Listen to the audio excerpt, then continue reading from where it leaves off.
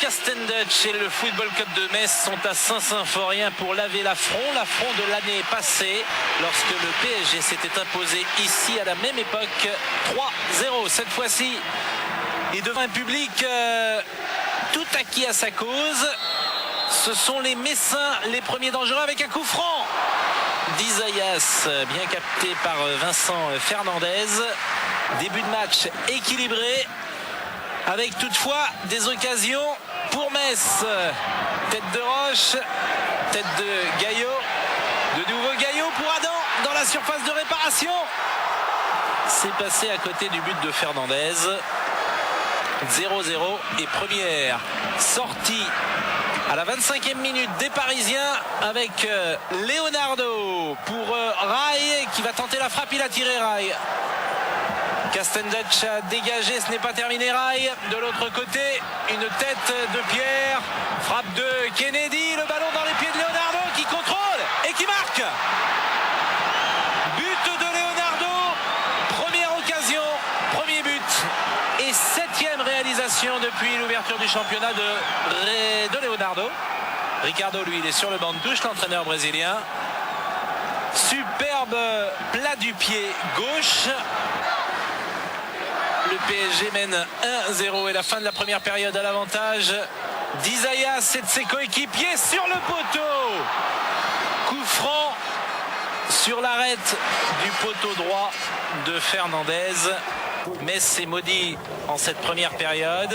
C'était une bonne première mi-temps. La deuxième sera moins spectaculaire. Le PSG mène, donc le PSG gère son avance. Tête de Traoré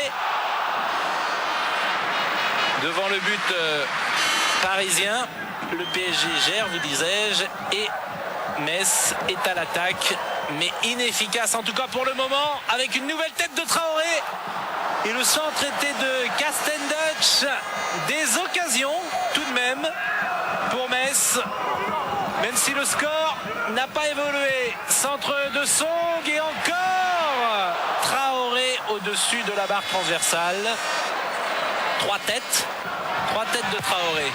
Vincent Fernandez, lui, joue avec un bandage autour de la tête car il a pris un coup avec Song sans trop de gravité, heureusement. Et la dernière occasion de cette partie est parisienne avec un mouvement à 3, Rai qui transmet à Julio César Deli Valdés.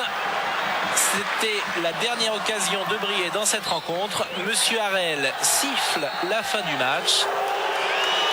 Victoire sous les sifflets du Paris Saint-Germain 1-0 qui rappelle de plus en plus la version d'Arthur Georges. Ce n'est pas très spectaculaire, mais c'est d'abord efficace. Il n'y a pas tous les jours qu'on peut faire des matchs spectaculaires. Et on essaie de jouer le ballon. Chaque fois qu'on met un score, l'équipe adversaire commence à balancer. C'est vrai que ça nous gêne. Mais c'était comme ça à Strasbourg, à Cannes, à Metz. Et bon, on ne prend pas de but, c'est bien. C'est vrai, le public est peut-être un peu déçu, mais nous sommes très contents. On a eu des occasions, Fernandez a fait quelques bons arrêts. Et il est certain que contre le PSG, on n'a pas beaucoup d'occasions et il faut les concrétiser.